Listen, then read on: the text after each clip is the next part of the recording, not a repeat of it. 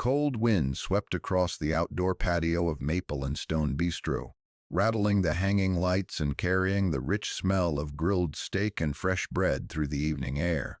Waiters hurried between crowded tables as the dinner rush began, their trays steaming in the cool twilight. At the edge of the patio, beside a quiet corner table, Ethan Walker stopped in his tracks. For a moment he couldn't move. Sitting across the table was Victoria Hale, the powerful CEO of Hale Financial Group, the woman whose name alone could make an entire boardroom fall silent, and the same woman who had personally sent him a message that morning telling him not to cancel tonight's blind date. But that wasn't the thing that froze him. The real surprise was the small girl sitting beside her. The child swung her legs under the chair, studying Ethan with bright, curious eyes as if she had been waiting for him. "Mom," the girl whispered a little too loudly, leaning toward Victoria, "is that the man you told me about?" Victoria's normally composed expression tightened just slightly. Ethan felt his shoulders stiffen. He had prepared himself for an awkward dinner. Maybe a strange conversation. Possibly a misunderstanding. But he had not prepared himself to see his CEO sitting at the table with her daughter. Before he could even say hello, the girl suddenly hopped down from her chair and walked straight toward him with fearless confidence. She reached out and grabbed his hand like they were already friends. "I'm Lily," she said with a cheerful smile. Ethan swallowed, trying to steady the sudden rush of confusion in his chest, because somehow, deep down, he had the unmistakable feeling that this dinner, this strange, unexpected moment, was about to change his life in ways he couldn't possibly imagine yet. Subscribe to Just Dad Things for more powerful single dad stories, and tell me in the comments where you're watching from. Cedar Ridge was the kind of town where mornings arrived quietly. Long before the sun touched the tops of the pine trees that surrounded the highway, lights were already glowing in the small two-bedroom townhouse where Ethan Walker lived with his son. At a little past 5 each morning, Ethan was already awake. The coffee machine hummed softly in the kitchen. A single lamp cast a warm circle of light across the counter, while Ethan packed a lunchbox with the careful routine of someone who had repeated the same motions hundreds of times. Sandwich, apple slices, granola bar. Then he checked the backpack leaning against the chair. Homework folder, pencil case, science notebook. He always checked twice, because when you're raising a child alone, small mistakes can turn into big problems very quickly. Behind him, a small voice drifted sleepily down the hallway. "Dad, is it morning already?" Ethan smiled to himself. "Noah," he called gently, "you said yesterday astronauts wake up early." A moment later, 8-year-old Noah Walker appeared in the doorway wearing a crooked dinosaur t-shirt and carrying the small plastic rocket he slept with most nights. Noah had endless energy and even more questions.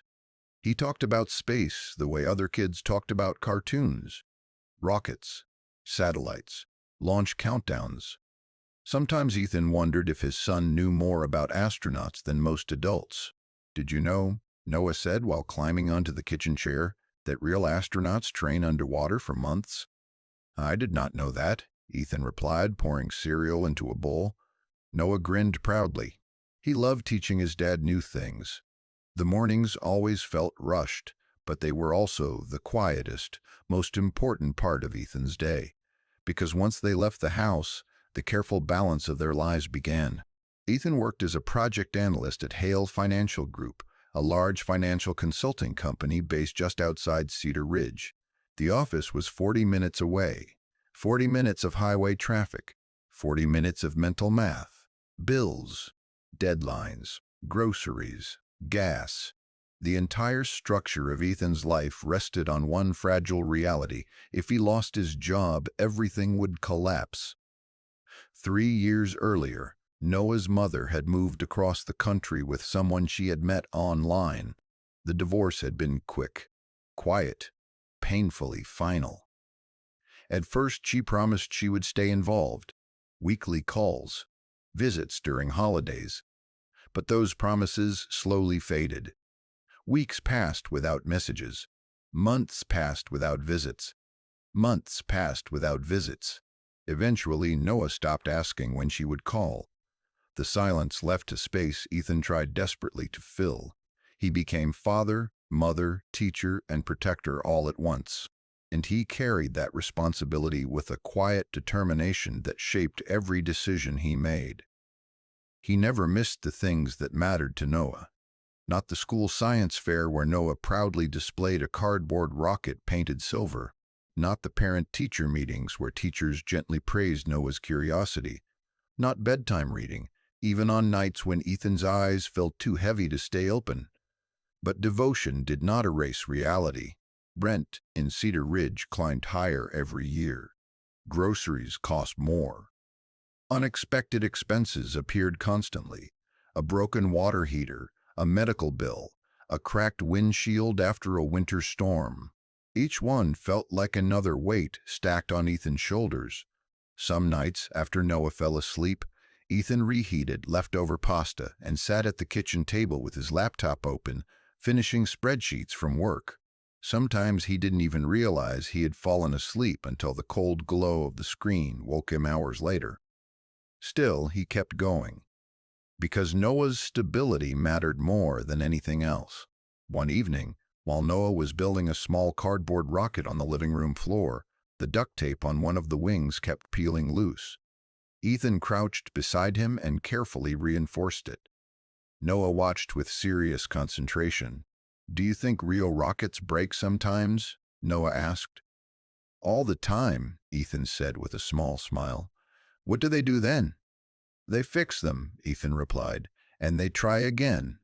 Noah seemed satisfied with that answer. Moments like that reminded Ethan why the struggle was worth it. The fragile tower of responsibility he balanced every day wasn't just about survival. It was about giving Noah a future that felt safe. But one quiet afternoon at work, something unexpected happened.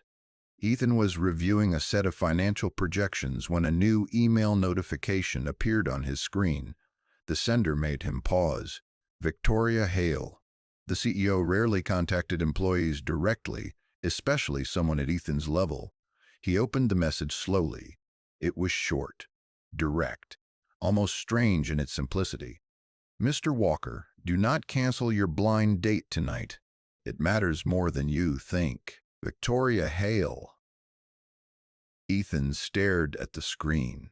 A blind date?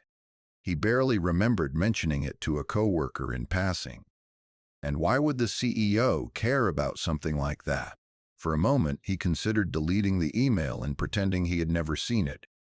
His life was already full enough. Dating felt like a luxury he couldn't afford, but curiosity lingered. And the simple fact remained that CEOs did not send personal messages like that without a reason. After a long moment, Ethan leaned back in his chair. He exhaled slowly. Then he closed the laptop. Maybe he would go. Just this once. He had no idea that a single dinner reservation would soon connect his carefully controlled life to Victoria Hale's in a way neither of them could have predicted. In Cedar Ridge's corporate world, the name Victoria Hale carried a weight that most people felt long before they ever met her. She was 40 years old, sharp-minded, and relentlessly disciplined. The founder and CEO of Hale Financial Group, she had built the company into one of the most respected financial firms in the region. Boardrooms went silent when she walked in. Executives prepared their reports twice before presenting them to her. No one wanted to be the person caught unprepared under Victoria Hale's calm, analytical gaze. Employees described her in quiet conversations around the office with a mix of admiration and nervous respect, precise, demanding, emotionally distant, nearly impossible to impress. Victoria rarely raised her voice. She didn't need to. Her authority came from something far stronger than volume. It came from certainty. She spoke carefully, made decisions quickly, and expected everyone around her to match the same level of discipline she demanded from herself. But the truth behind her reputation was more complicated. Years earlier, Victoria's father had owned a small investment consulting business in Cedar Ridge. When the market crashed during a brutal recession, the company collapsed almost overnight. Victoria had watched the pressure destroy him piece by piece: late nights, unpaid loans, the quiet shame of losing everything he had worked for. She had promised herself that if she ever built a company of her own, it would never be fragile the way his had been. So she built Hale Financial Group from the ground up. Long nights, ruthless focus, sacrifices that quietly consumed most of her personal life. Victoria trusted numbers.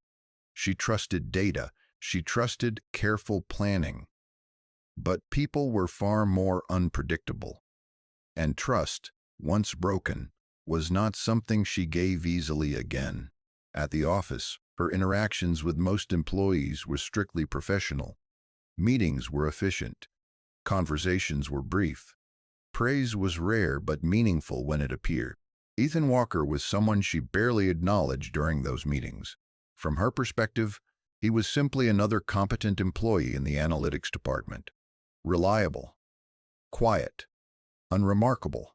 The kind of person who completed his reports on time and never created problems. But several months earlier, something about him had begun to stand out. Victoria had noticed a pattern. Every day, Ethan left the office at exactly 5:30 in the evening. Not 5:29, not 5:35, exactly 5:30. At first, she assumed it meant a lack of ambition. Employees, eager to rise through the company, usually stayed late. They volunteered for extra work. They tried to impress leadership. Ethan never did any of those things. He arrived early, completed his assignments efficiently, then left at the same exact time every day. One evening, Victoria happened to be leaving the office later than usual. When she saw him in the parking lot, Ethan was crouched beside a small car. A little boy stood beside him, holding a plastic toy rocket. Victoria slowed her steps without meaning to. Ethan opened the car door and helped the child climb into the back seat. The boy kept talking excitedly about something. Victoria couldn't hear the words through the glass doors, but the energy was unmistakable. Ethan listened patiently, nodding, smiling, answering questions. The boy laughed. Victoria stood there longer than she expected. There was something unexpectedly steady about the moment. Later that night, curiosity led her to ask human resources about him. The information was simple. Ethan Walker, 34 years old, project analyst, single father, primary custody of his son, no disciplinary issues, consistently high performance reviews. The file didn't contain anything dramatic. But somehow that combination stayed in Victoria's mind. She had spent years surrounded by ambitious professionals chasing promotions and bonuses, yet this quiet employee had organized his entire life around raising a child while still delivering reliable work. It challenged some of her assumptions about him. At the same time, Victoria was facing problems in her own personal life that she rarely discussed with anyone. Her 8-year-old daughter, Lily Hale, Willie Hale, had recently become quieter, more withdrawn. Victoria blamed herself for it, though she rarely admitted that thought out loud. Running a company demanded constant attention. Meetings, travel, investors, strategy sessions. The schedule never seemed to slow down. Billy spent most afternoons with a nanny until Victoria returned home late in the evening. One afternoon, Lily's teacher had asked Victoria to stay after a school conference. The teacher spoke gently, but the words stayed with her long after the meeting ended. "Lily is a wonderful student," she had said. But recently she wrote something during a class assignment. Victoria had asked what it was. The teacher hesitated before answering. She wrote that her mom runs a company, but she wishes she ran a family too. The sentence had landed like a quiet weight in Victoria's chest. That evening, she sat alone in her large, perfectly organized kitchen long after Lily had gone to bed. For the first time in years, Victoria allowed herself to ask a difficult question. What if success had quietly cost her more than she had realized? The idea of a blind date had not been romantic. It had been an experiment, a small, controlled attempt to see if she could let someone into her life without completely disrupting the order she had spent years building. When she thought about who might feel safe enough to try that with, Ethan Walker's name had surfaced unexpectedly in her mind. The quiet employee who left the office exactly on time. The man who had patiently listened to a child in the parking lot. He seemed real, grounded, stable. So she arranged the dinner. What she had not planned was Lily insisting on coming along, and she certainly had not expected her daughter to instantly walk across the restaurant patio and take Ethan's hand like she had known him forever. As Victoria watched that moment unfold, something unfamiliar stirred quietly in her chest. For years she had built her life around careful control. But sitting there at the dinner table, watching Lily smile up at Ethan Walker, she suddenly realized that some of the most important things in life could never be planned on a spreadsheet. The dinner at Maple and Stone Bistro began with a tension that could almost be felt in the air. Ethan sat across from Victoria Hale, still trying to process the strange reality of the situation. His CEO had invited him on a blind date, and now he was sitting across from one of the most powerful women in Cedar Ridge, while her daughter swung her legs happily under the table.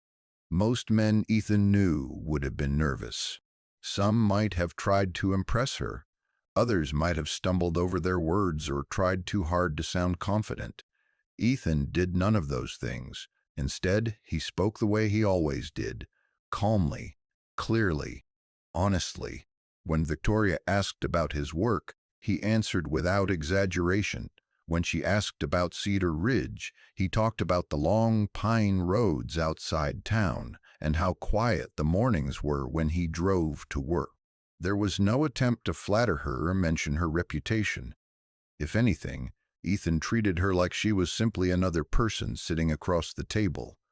Victoria noticed that immediately. It was unusual. Most people approached her carefully, measuring every sentence. They watched her reactions like they were navigating a test they might fail. Ethan didn't do that. He listened, really listened.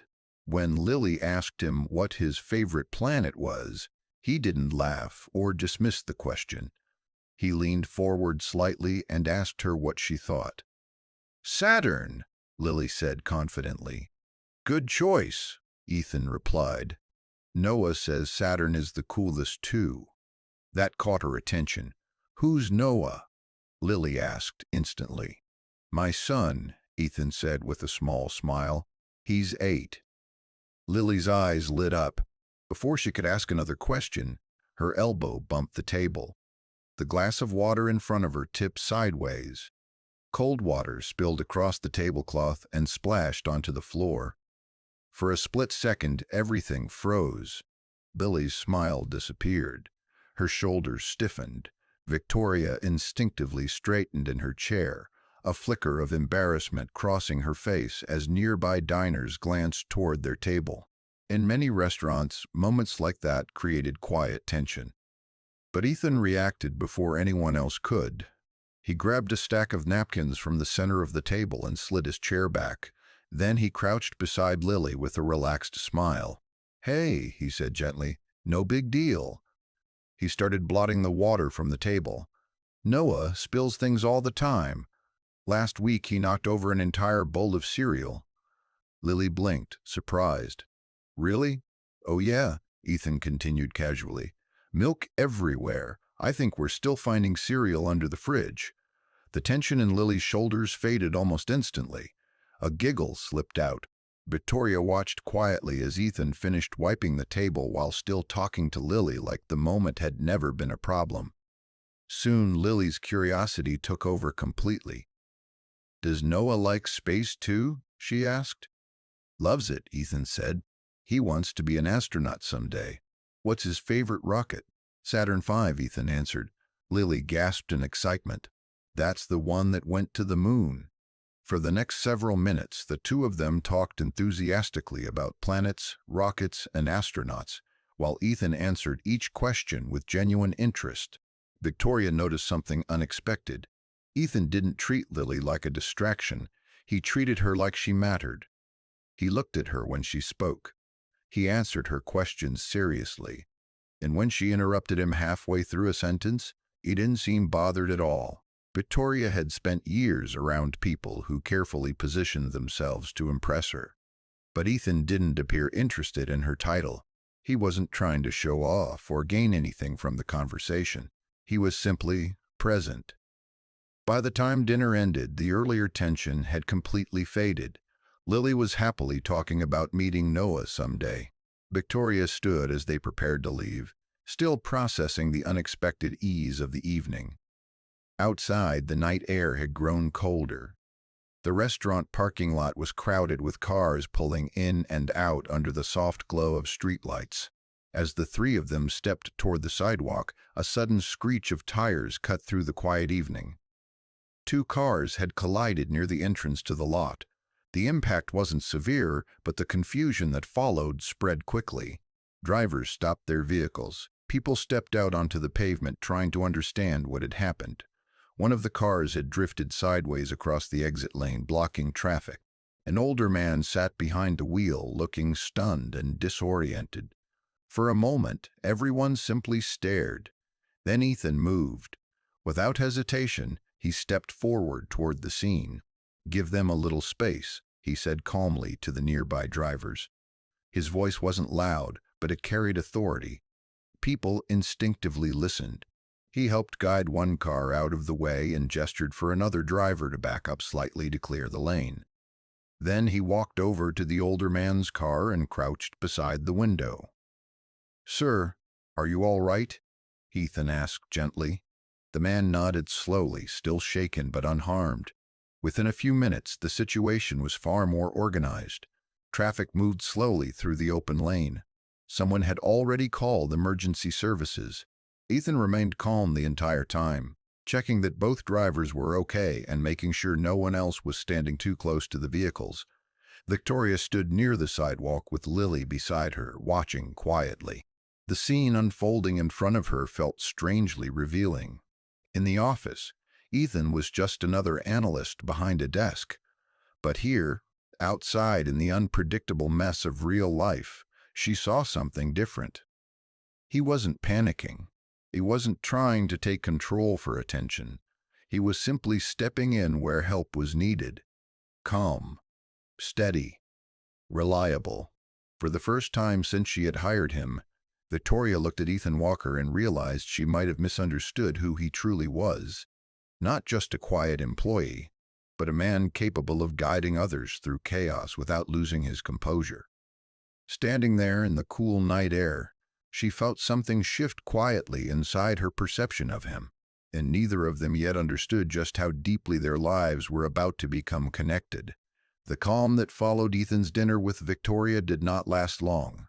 For a few brief days, life almost felt lighter. Billy had asked about him again. Victoria had sent a short message thanking him for the evening, and for the first time in a very long while, Ethan caught himself wondering whether something unexpected, something good, might actually be entering his life.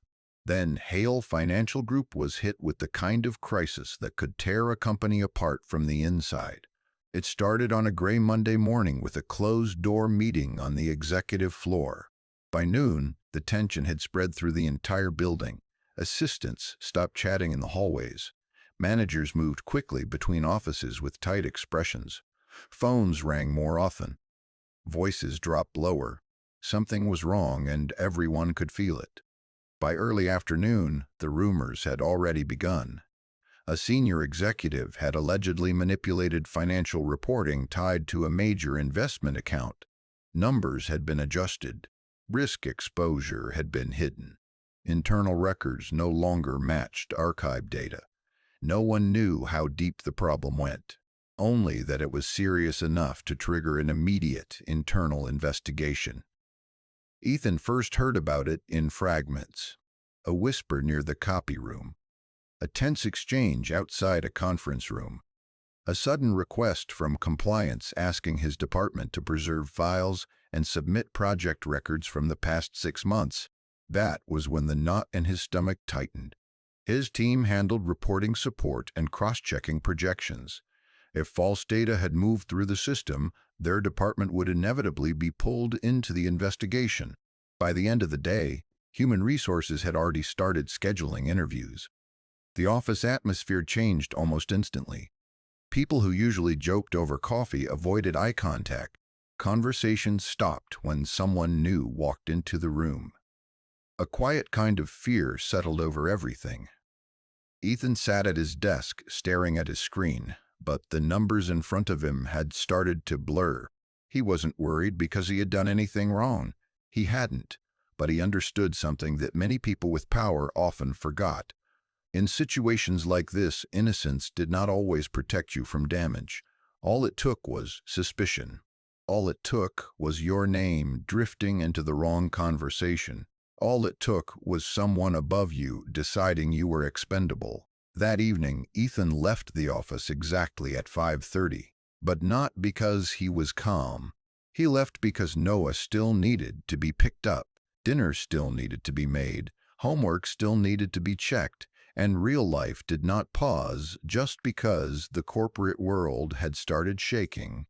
The moment Noah climbed into the back seat, he started talking about a classroom project involving planets and cardboard stars. Ethan listened. He smiled when he needed to. He asked questions at the right moments. But beneath every word, his mind was still back at the office.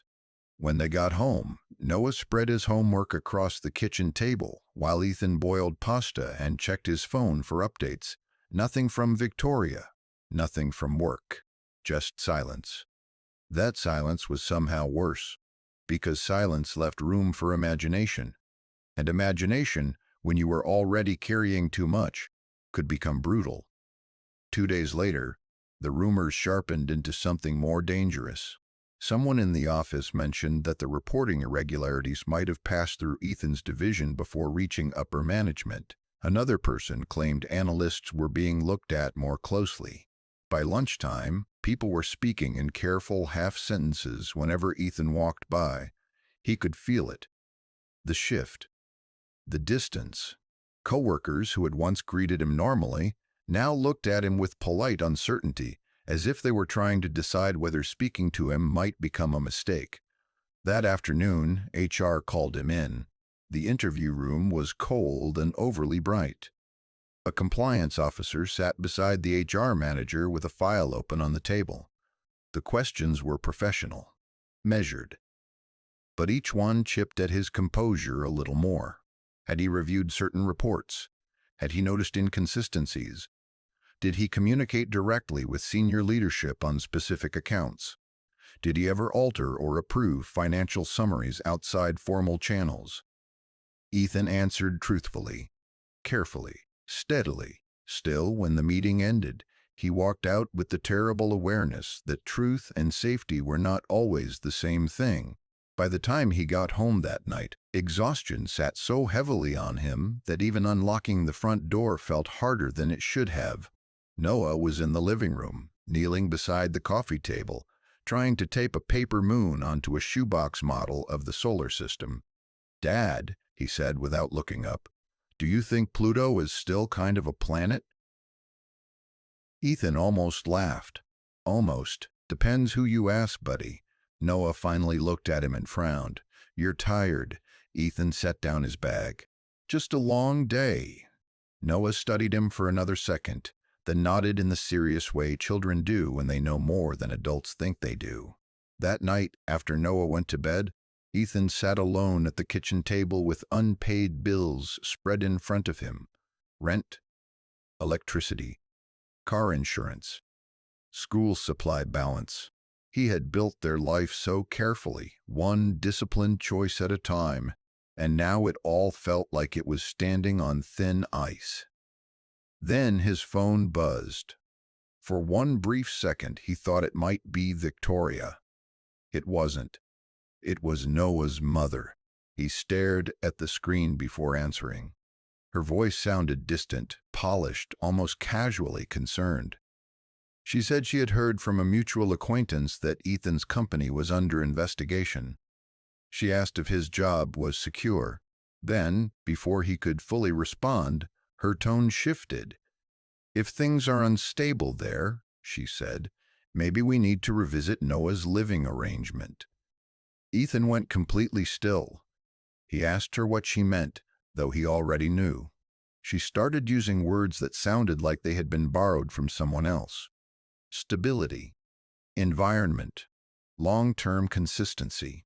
If his employment situation became uncertain, she said, it might not be healthy for Noah to remain in an unstable household. Ethan gripped the edge of the table so tightly his knuckles turned white. Unstable household. He looked around the small kitchen he had fought to keep warm and safe for years, the lunchbox on the counter, the school papers clipped to the fridge, the tiny sneakers by the door. There was nothing unstable about this home except the threat now hanging over it. She had not packed lunches. She had not sat through fevers, nightmares, science fairs, and broken hearts. She had not been the one holding their son's world together, and now she was using his fear against him. When the call ended, Ethan sat in silence for a long time. Not angry at first, just hollow, because the danger was no longer limited to work. If this investigation destroyed his reputation, it could reach into the most sacred part of his life and try to take that too. The next morning at the office, Victoria finally called him into her office. The room was as immaculate as ever. Glass walls, clean lines, a skyline view of Cedar Ridge's business district. She stood near the window when he entered, one hand resting lightly against the back of a chair.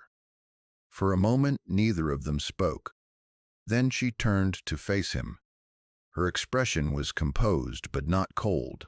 "I wanted to tell you directly," she said, "that this investigation is expanding." Ethan nodded once. "I figured." Victoria hesitated, and that hesitation told him more than her words. "My legal team has advised me to keep distance from anyone connected to the review process," she said carefully, "especially anyone whose department may be questioned." He heard what she wasn't saying. "Especially you." The silence between them stretched. This was no longer just about the company. It was also about whatever had quietly begun between them after that dinner. Something real enough for Lily to ask about him more than once. Something fragile enough to be crushed by public perception. Victoria's voice softened. "I'm not saying I believe the rumors." But the sentence never fully landed. Because belief wasn't the real issue. Optics were. Liability was. Reputation was. In the corporate world, even decency often came with conditions. Ethan gave a small nod, though it felt like something inside him had pulled tighter. "I understand." And he did. That was the worst part. He understood exactly why stepping away from him was the safest thing she could do, but understanding it did not make it hurt less. After he left her office, he walked back to his desk feeling as though the walls around him had narrowed. At lunch, 2 coworkers fell silent when he entered the break room. In the afternoon, compliance requested another file set. By evening, the pressure felt constant, pressing against his ribs, his thoughts, his breathing. And still, life waited for him outside the office. Noah needed dinner. Homework needed checking. Laundry needed folding. Fear had no permission to interrupt responsibility. Later that night, while Ethan rinsed dishes in the sink, Noah wandered into the kitchen in socks and pajamas. "Can I ask something?" "Always." Noah looked down at the floor. "Are we okay?" The question hit harder than any HR interview. Ethan dried his hands slowly and crouched to meet his son at eye level. Noah's face was open, serious, searching, the kind of expression no child should have to wear. Ethan placed a gentle hand on his shoulder. "We're together," he said quietly. "So yes, we're okay." It was not the full truth, but it was the deepest truth he had. Because even as everything around him started to shake, the job, the rumors, the threat from his ex-wife, the uncertain distance growing between him and Victoria, one thing remained fixed inside him. He would fight for Noah, against gossip, against power, against anyone who mistook his quiet life for weakness. And somewhere across town, in a house that felt far too large when it was silent, Lily Hale was asking her mother the same question she had asked every evening since the dinner at Maple and Stone. "When can I see Mr. Ethan again?" Victoria had no answer, and that made the whole situation more dangerous than either of them wanted to admit, because now the crisis was no longer only professional, it had become personal. And when those two worlds finally collided, someone's life was going to break open. By the end of the week, the investigation stopped feeling like a storm somewhere in the distance and started feeling like it had moved directly into Ethan's house. What had begun as whispers in hallways and closed-door meetings turned into something official, cold, and impossible to ignore. New evidence had surfaced linking irregular reporting routes to Ethan's department. The language used in the notice was careful, almost sterile, but the meaning hit hard enough to leave him staring at the page long after he had finished reading it. Pending further review, he was being placed on temporary suspension, not terminated, not formally accused, but removed, set aside, marked.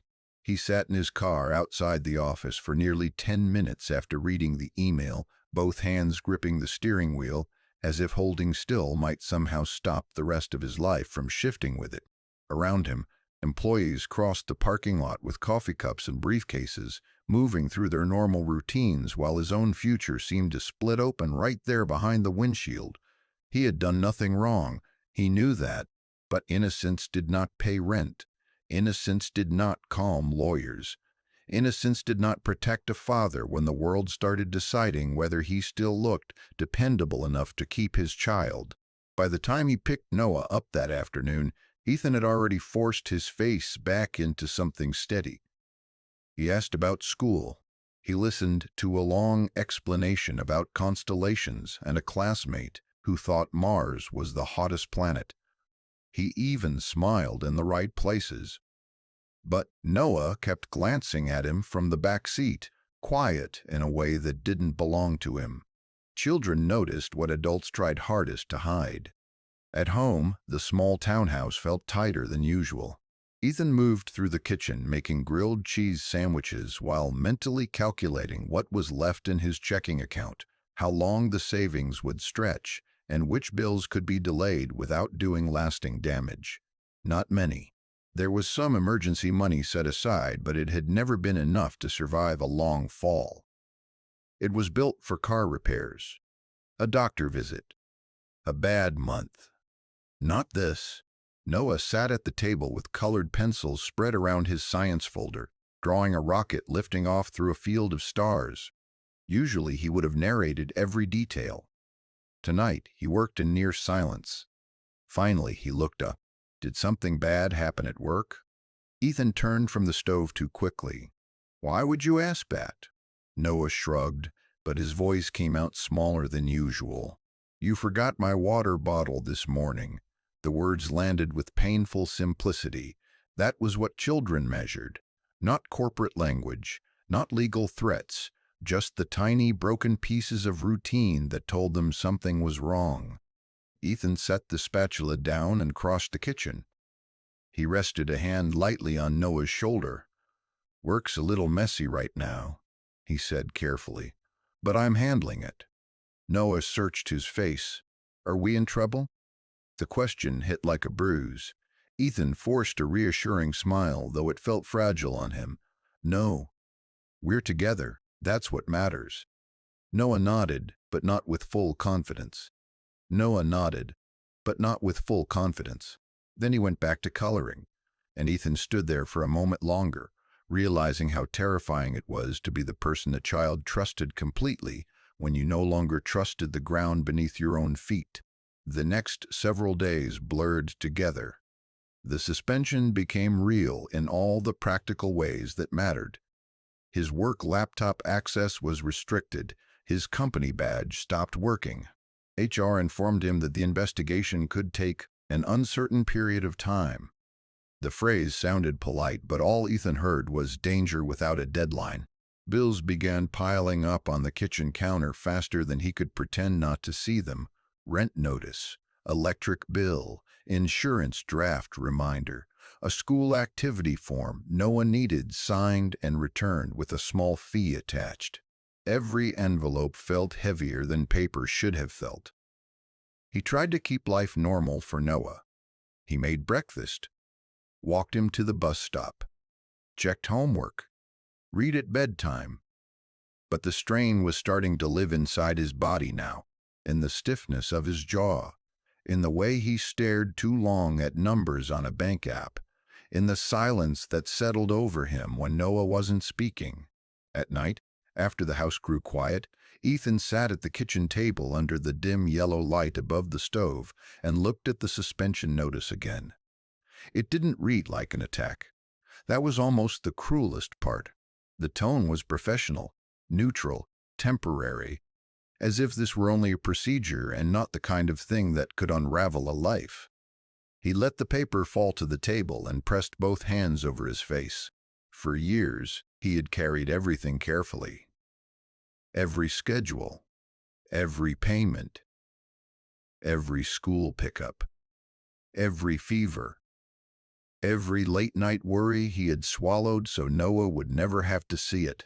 He had built a life out of discipline and sacrifice, brick by brick, because after the divorce, he had promised himself one thing: whatever else happened, his son would have stability.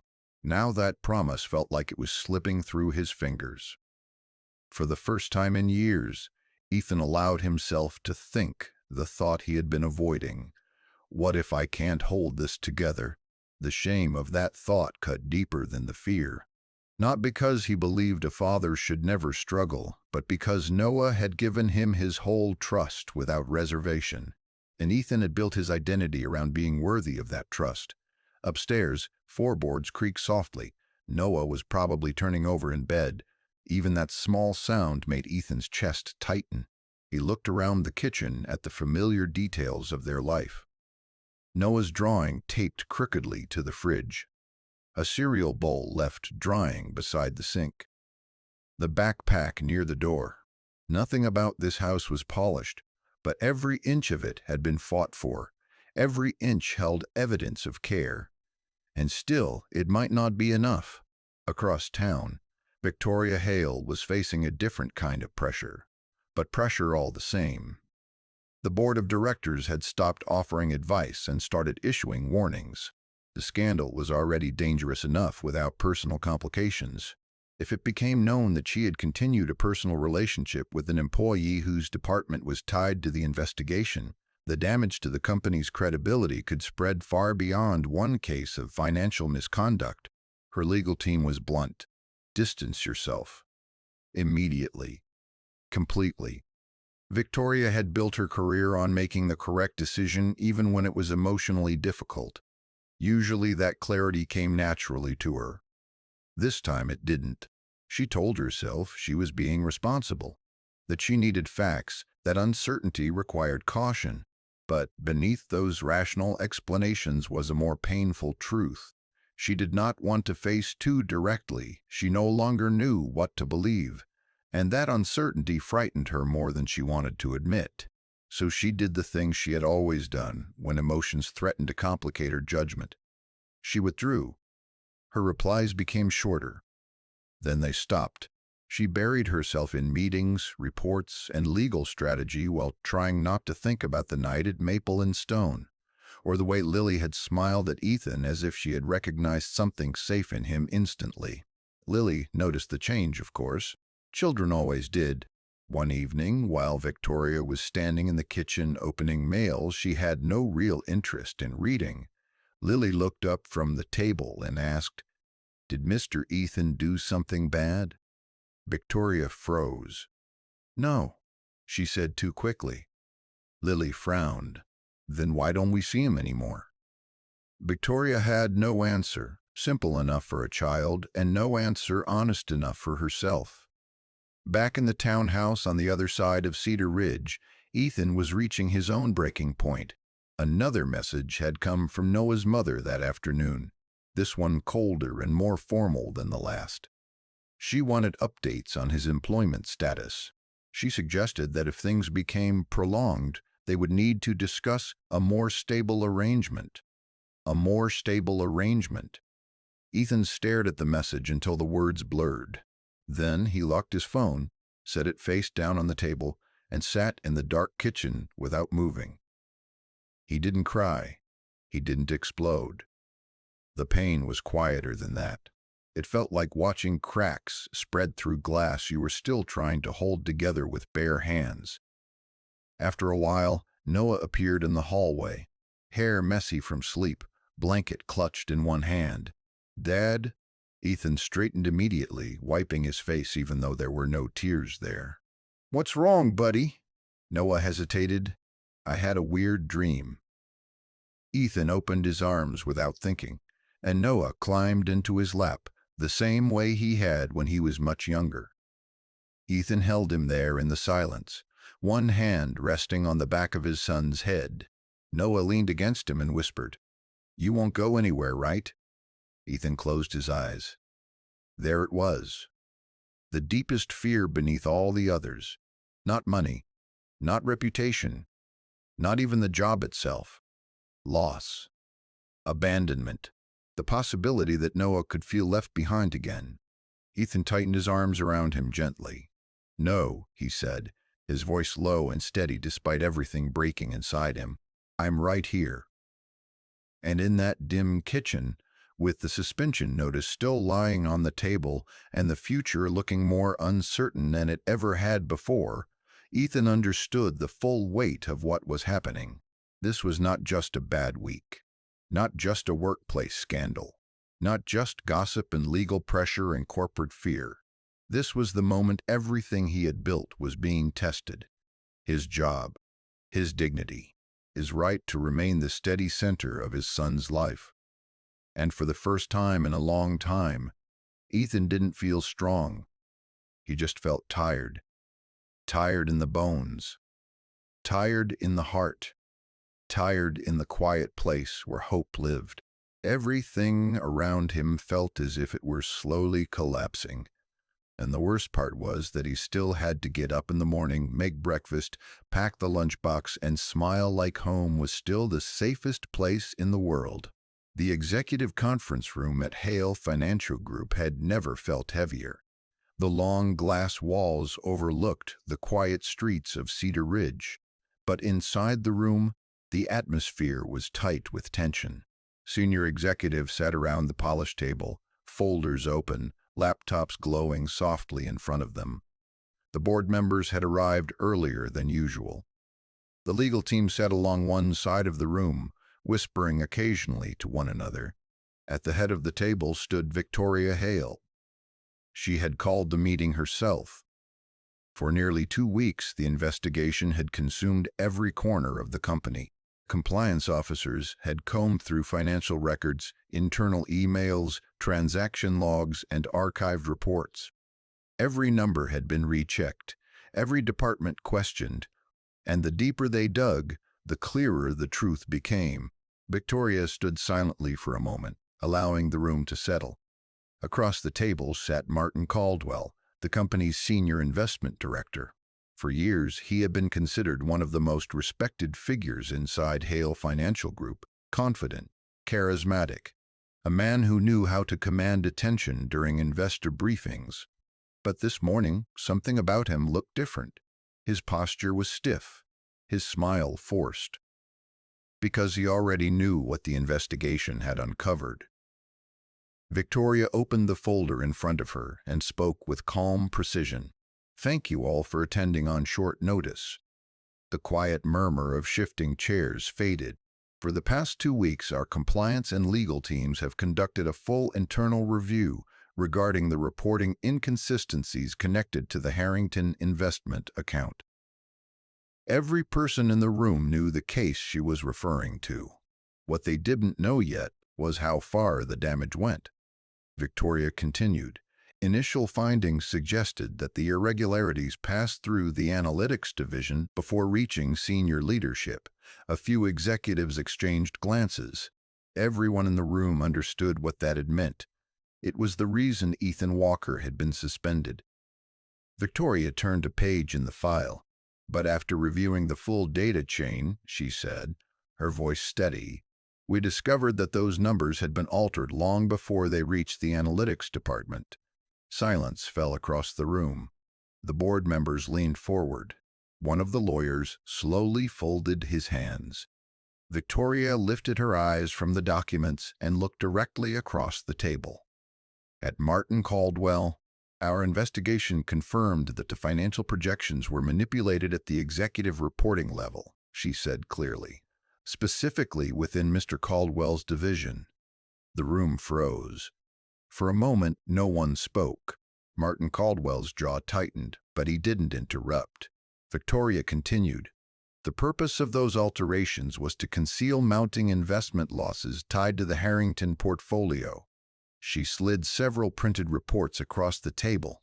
These losses exceeded the threshold that would have required immediate disclosure to the board and to regulatory oversight. A low murmur rippled through the room. The numbers were enormous. Millions of dollars hidden behind carefully adjusted projections. Victoria's gaze never left Caldwell. Our analysts later flagged discrepancies between archived data and the revised projections, she continued. One of the individuals who noticed those discrepancies was Ethan Walker. Another wave of murmurs moved through the executives. Victoria let the weight of that statement settle before speaking again. Mr. Walker's review of those files created a risk to Mr. Caldwell's attempt to conceal the losses. She paused, and shortly after that discovery, reporting inconsistencies began appearing in the documentation tied to Mr. Walker's department. The implication was clear. Caldwell had attempted to redirect suspicion. He had shifted the trail, and Ethan Walker had become the easiest person to sacrifice. For the first time since the meeting began, Caldwell leaned forward. This is an outrageous interpretation of partial data, he said sharply. The analysts themselves handled those reports. Anyone could have modified them. Victoria didn't raise her voice. She simply slid another document across the table. A digital audit record, timestamp logs, internal access records. Every modification, every edit, every hidden adjustment, all traced back to Caldwell's executive credentials. The room grew quiet again. This time, the silence felt final. Caldwell's expression hardened, but he didn't speak again, because the evidence left very little room for argument. Victoria straightened slightly. As CEO of Hale Financial Group, she said calmly, I take full responsibility for the integrity of this company. She looked around the room, making sure every person present understood the weight of her next words. Effective immediately, Martin Caldwell is being removed from his position. One of the board members exhaled slowly. Another nodded. No one protested.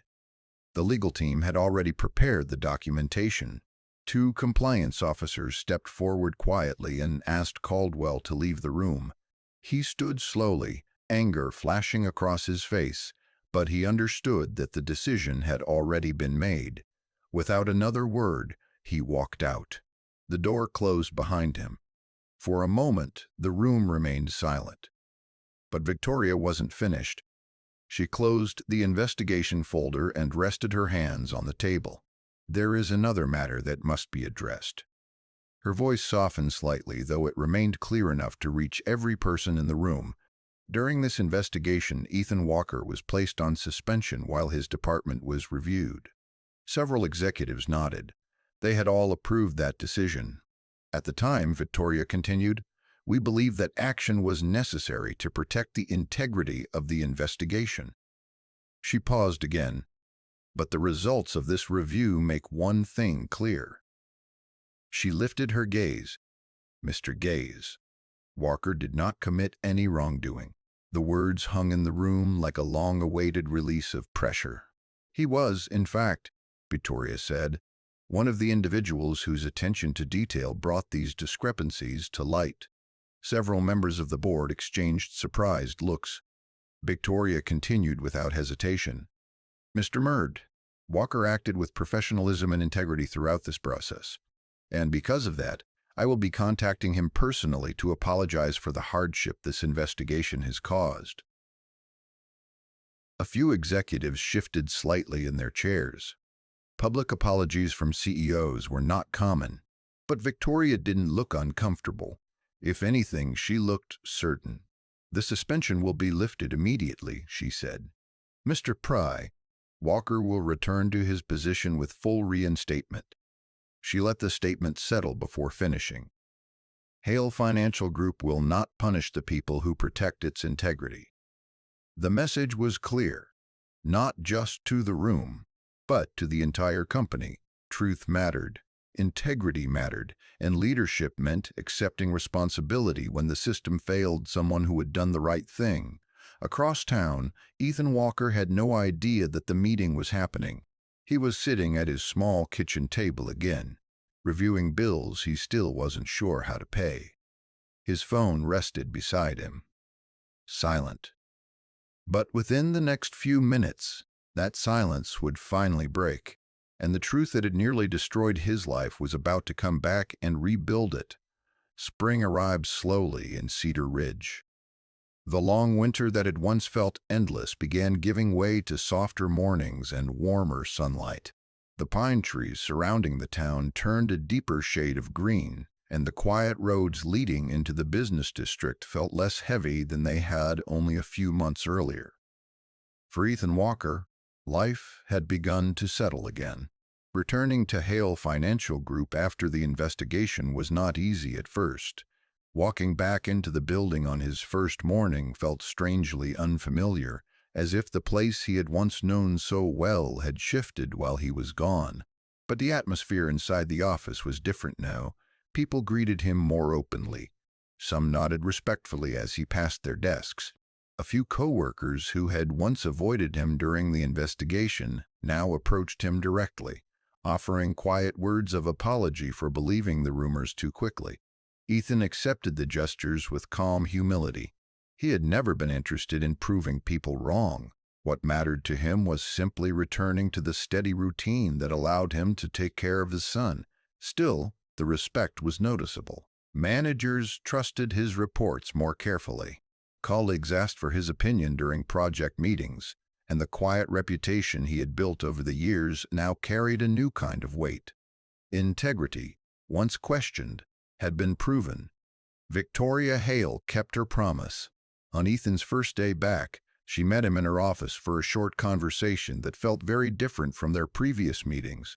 The tone was not corporate or distant. It was sincere. She apologized directly for the suspension and for the pressure he had endured during the investigation. Ethan could tell the words were not simply part of a public statement. They were personal. From that moment forward, their relationship began to grow again, this time without the shadow of uncertainty hanging over it. Victoria moved more carefully now, not because she was afraid of public perception, but because she was learning something she had never practiced before: balance. For years, the company had been the center of her world. Meetings filled every evening. Reports replaced family time. Success had come at the cost of everything else. But after the crisis, something inside her perspective shifted. She started leaving the office earlier. Some evenings, she would drive to Ethan's townhouse instead of staying late at corporate events. The first few dinners felt slightly awkward, like everyone was learning new rules for a space that didn't exist before. But the children made that transition easier than anyone expected. Lily and Noah became fast friends almost immediately. Their personalities fit together in a way that seemed effortless. Noah still talked endlessly about rockets and planets, while Lily asked questions that pushed every conversation in new directions. Soon the living room floor was regularly covered with cardboard projects, drawings of space stations, and complicated models that only the two of them seemed to fully understand. Their laughter filled the small house. The sound carried through the hallway and into the kitchen, where Ethan and Victoria often stood talking quietly while preparing dinner. Those evenings slowly became the most peaceful part of the week. Victoria, who had once eaten most meals alone while reading reports, found herself sitting at a cluttered table surrounded by homework, crayons, and conversations that jumped from school stories to imaginary space missions. It was messy, unplanned, and unexpectedly comforting. Ethan watched those moments carefully. He noticed how naturally Victoria listened to both children, how she never rushed them when they spoke, how she smiled more easily than she had during their early meetings. The corporate world still demanded much of her attention, but she was learning how to step away from it, learning how to exist somewhere quieter. Meanwhile, Ethan's own life began stabilizing in ways he had not expected. The board of directors publicly recognized the role he had played in uncovering the financial inconsistencies that exposed Martin Caldwell's actions. Within a few months, Ethan was promoted to a senior analyst position overseeing a larger section of the reporting department. The promotion came with greater responsibility, but it also brought something he had been struggling to achieve for years: security. For the first time since the divorce, the financial pressure on his life began easing slightly. He was able to repair the small things around the house he had been postponing. The car that had been running unevenly finally received proper maintenance. Even the grocery budget felt less restrictive. But the most meaningful change wasn't financial. It was emotional. Noah seemed lighter, more relaxed. The fear that had crept into his voice during those difficult weeks slowly disappeared. Now, when he talked about school projects or weekend plans, the excitement had returned to his tone. One evening, while helping Lily and Noah clean up their latest cardboard rocket project, Ethan paused in the doorway of the living room. The children were sitting cross-legged on the carpet, arguing playfully about whether their imaginary spaceship needed 2 engines or 3. Victoria sat on the couch behind them, smiling quietly while watching the debate. For a moment, Ethan simply stood there. The scene felt simple, ordinary, but to him, it carried a weight he couldn't easily explain. Only a few months earlier, everything had felt like it was collapsing. Now, the house was filled with laughter. The future, once uncertain and fragile, had begun to take shape again. It wasn't perfect. Life rarely was. But it was steady. And for the first time in a long while, Ethan allowed himself to believe that the hardest part of the storm had finally passed. The future ahead of them looked brighter than either he or Victoria had imagined on that cold evening when they first sat down at a small restaurant table in Cedar Ridge. Snow drifted quietly through the night air in Cedar Ridge, soft flakes settling across rooftops and empty streets. The town had grown calm under the weight of winter, and the world outside Ethan Walker's small house looked peaceful and still. Inside, warmth filled the kitchen. The soft hum of the heater mixed with the sweet smell of hot chocolate warming on the stove. A yellow light glowed above the table where Noah and Lily sat side by side, surrounded by scraps of cardboard, tape, and markers. Their latest project was spread across the table: a new rocket, bigger than the last one. Noah was carefully drawing windows along the side, while Lily insisted the ship needed wings, just in case astronauts ever wanted to land somewhere fun. Their quiet argument filled the room with the kind of laughter that only children could create. From the doorway, Victoria watched them with a gentle smile. For years she had spent most evenings inside silent rooms, surrounded by reports and meetings that never seemed to end. Now the sound of 2 children debating imaginary spacecraft felt more meaningful than any boardroom victory she had ever known. Footsteps approached behind her. Ethan stepped into the kitchen holding 2 mugs. Steam curled slowly above the hot chocolate as he handed one to her. "Fuel for mission control," he said softly. Victoria laughed under her breath and accepted the mug, their fingers brushing briefly as she did. For a moment they simply stood there together, watching Noah and Lily work. The house wasn't perfect. There were still crayons scattered across the table, a stack of homework near the fridge, and a winter jacket draped over the back of a chair. But the room felt alive, full, and steady in a way Ethan had once feared might never return. Sometimes life changes in quiet ways, not through grand plans or perfect timing, but through small moments that slowly build something stronger than anyone expected. A dinner invitation, a conversation, two children becoming friends, and a family forming where none of them had been looking for one. Outside, the snow continued falling gently over Cedar Ridge. Inside, the future felt warm. If this story touched you, subscribe to Just Dad Things for more single dad stories, and tell us in the comments where you're watching from.